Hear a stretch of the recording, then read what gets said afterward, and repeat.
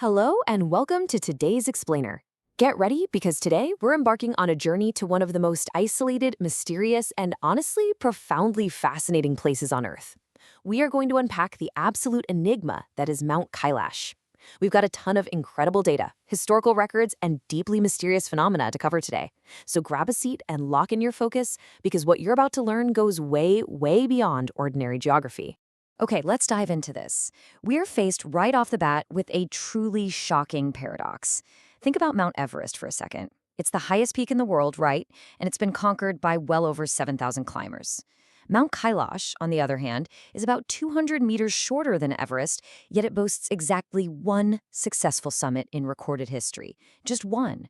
So why is it that a significantly shorter mountain remains almost entirely unconquered by modern humanity? Well, that is the core of our mystery today. To help make sense of all this, we've set up a clear roadmap for today. We're going to cover 1. The unconquered Holy Peak, 2. A pyramid of time, 3. The tale of two lakes, 4. Failed expeditions and NASA, and finally 5. The secret of Shambhala. All right, let's jump straight into part 1, the unconquered Holy Peak. Now, to understand the area around Mount Kailash, we have to look back at a massive geopolitical shift that happened after the 1962 Sino-Indian War, when control of this vast territory shifted to China. There was actually a famous and pretty intense parliamentary exchange from that era that perfectly captures the tension.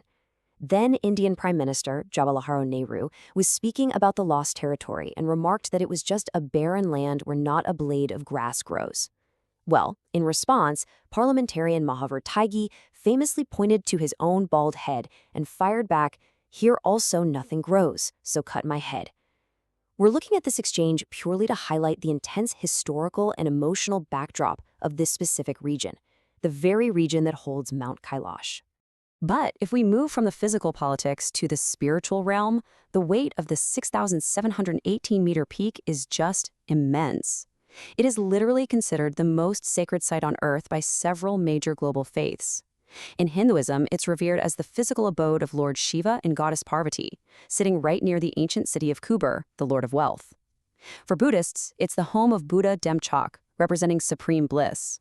And over in Jainism, the mountain is known as Ashtapad, the sacred spot where their first Tirthankara, Rishabhdev, actually achieved nirvana. You have millions of people across the globe revering this single peak, which fundamentally shapes its untouchable status. Moving right along to Section 2, a pyramid of time. Back in 1999, a team of Russian experts, we're talking geologists and physicists, led by Dr. Ernst Moldyshev, spent months investigating the mountain. Dr. Moldyshev later documented his astonishing claims in a book, concluding that Mount Kailash isn't just a natural mountain at all. He argued it's actually a massive, ancient, man-made pyramid surrounded by smaller, corresponding pyramids. And it gets even stranger. His team objectively reported hearing these eerie, distinct whispers in the dead of night, alongside the clear sound of stones falling from deep inside the mountain itself. This actually led them to hypothesize that the whole structure might be hollow or even inhabited. And this brilliantly illustrates perhaps the most terrifying anomaly reported out there, the distortion of time.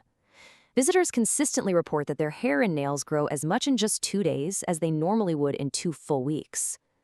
Dr. Moldyshev even recounted a really tragic incident involving a group of Siberian climbers who pushed past a certain designated boundary on the mountain. Almost immediately, they began showing physical signs of rapid, premature aging and reportedly died of old age within a year of their return. Whether you see it as myth or reality, you can't deny that the lore surrounding this place is incredibly powerful. Okay, let's look at Section 3, the tale of two lakes. Right at the very foot of the mountain, you're hit with this stark, almost unbelievable juxtaposition. On one side, you have Lake Manasarovar. It's the highest freshwater lake in the world, shaped exactly like the sun. It's eternally calm and absolutely teeming with life. It never freezes, no matter how extreme the cold gets. But right next to it sits Rakshastal.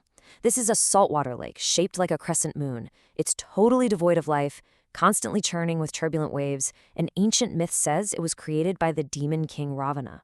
You have to wonder, how did two lakes, sharing the exact same altitude and geographical conditions, maintain such intensely opposite physical properties?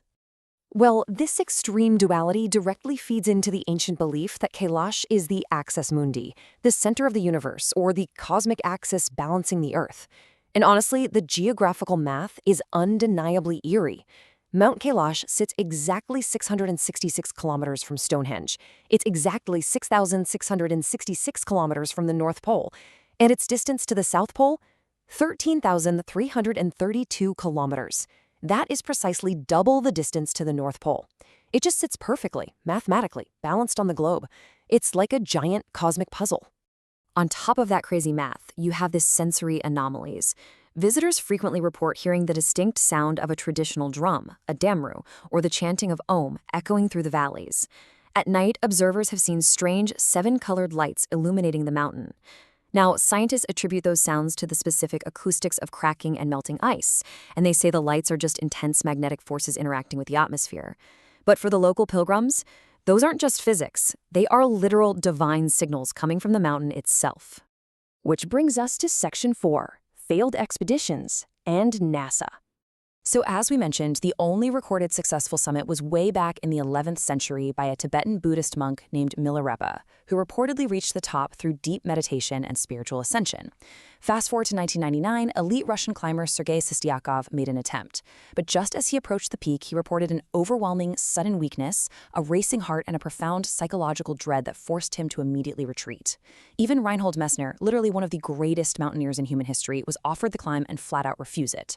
Finally, in 2001, a Spanish team made an attempt that drew massive global religious outrage, and climbing the mountain was officially permanently banned.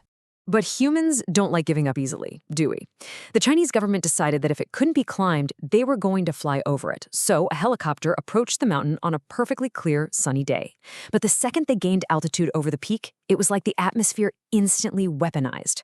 Out of nowhere, sudden black clouds engulfed them, lightning started striking, and massive avalanches began pouring down the slopes below. But the scariest part?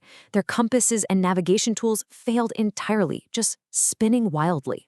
Facing a total loss of spatial orientation, the pilots had to desperately retreat. It's as if the weather and the physics themselves were actively defending the peak. Now, what's really interesting is what happens when we look at this place from space. In 2015, NASA focused its satellite imagery on the peak, and those images revealed a massive, incredibly distinct shadow cast by the mountain's ridges that perfectly resembles a giant meditating figure, often interpreted by many as Lord Shiva. Furthermore, depending on the season and the angle of the sun, the shadows and snow formations naturally create the very distinct shapes of an Om symbol, as well as a swastika, an ancient symbol of prosperity. It's like nature itself is carving sacred geometry right into the stone. And finally, let's wrap up with Section 5, the secret of Shambhala. So, beyond the physical rock and ice, ancient texts speak of something hidden inside, Shambhala. It's a Sanskrit word that translates to peaceful place. According to both Hindu and Buddhist traditions, it's a legendary hidden city existing deep within, or beneath, Mount Kailash. It's prophesied to be the birthplace of the final Kalki avatar, and is said to be a sanctuary for immortal warriors from ancient epics, guys like Hanuman and Ashwathama. But it's not just described as a spiritual retreat. Ancient texts describe it in ways that sound, well, shockingly modern. So the crucial point is how these ancient descriptions mirror modern science fiction. The residents of Shambhala are said to possess supreme intelligence and highly advanced technology. We're talking about texts describing their ability to manipulate time, to teleport across vast distances instantaneously, and even to communicate with beings from beyond our world. When we read these accounts neutrally, we really have to ask ourselves, are these just religious metaphors? Or are they ancient attempts to describe highly advanced physics and technology that we just haven't discovered yet? The line between ancient myth and undiscovered science blurs incredibly fast here. Which leaves us staring at the ultimate question. Is Mount Kailash just a highly unusual geological formation wrapped in thousands of years of human superstition? Or do the rapid aging, the exact geometric distances to the poles, the failing compasses, and those ancient texts point to something entirely different? Is it actually the axis mundi, the energetic center of our universe? The mountain certainly isn't talking, and it seems no human is ever going to stand on its peak to find out. Keep exploring, keep questioning, and I'll see you in the next explainer.